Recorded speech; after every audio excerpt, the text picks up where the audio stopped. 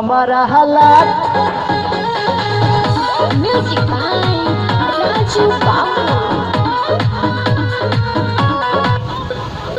हमके न चाहिए ये तो गहना गुड़िया भलही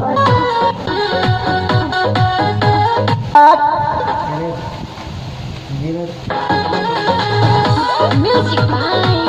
Raju Babu.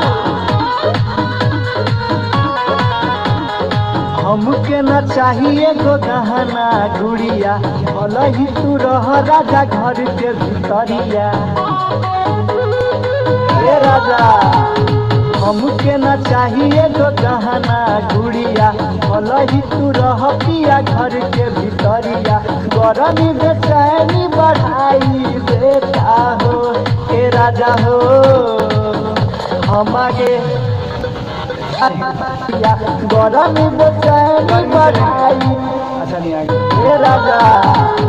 हमके न चाहिए तो गहना गुड़िया भलही तू रह राजा घर के भीतरिया गरमी बेचैनी बढ़ाई देता हो हे राजा हो हमारा हला कूलर लगावाई देता हो ए पिया हो हमारा हला कूलर लगावाई देता हो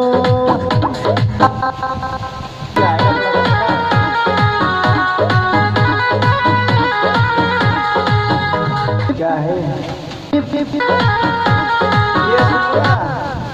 थोड़ा और क्या है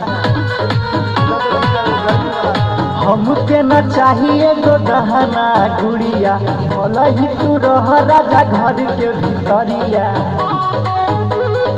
हे राजा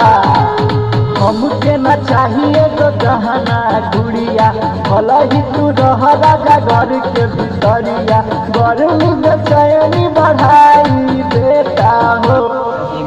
Raju Babu. हमके न चाही पिया गहना गुड़िया भलही तू रह राजा घर के भीतरिया हमके न चाही राजा गहना गुड़िया भलही तू रह पिया घर के भीतरिया गरमी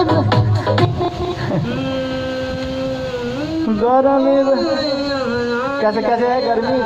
गर्मी बेचैनी बढ़ाई देता हो गरमी बेचैनी आ जाओ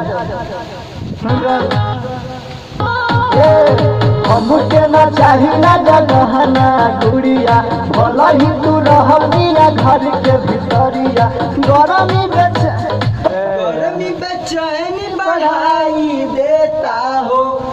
गरमी बेचैनी बढ़ाई देता हो न चाहिए राजा गहना गुड़िया भलही तू रह पिया घर के भीतरिया गरमी बेचैनी बढ़ाई देता हो ए राजा हो हमारा हला कूलर लगावाई देता हो ए राजा हो हमारा हला कूलर लगावाई देता हो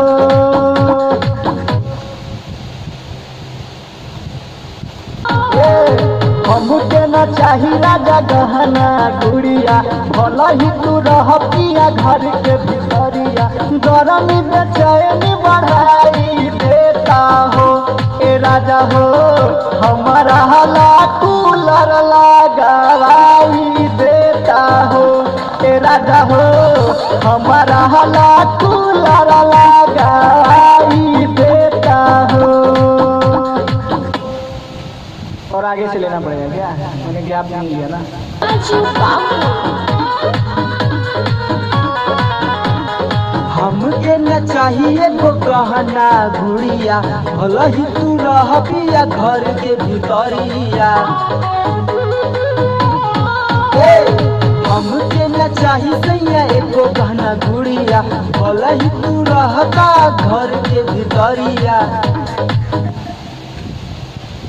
चाहिए सैया एको गहना गुड़िया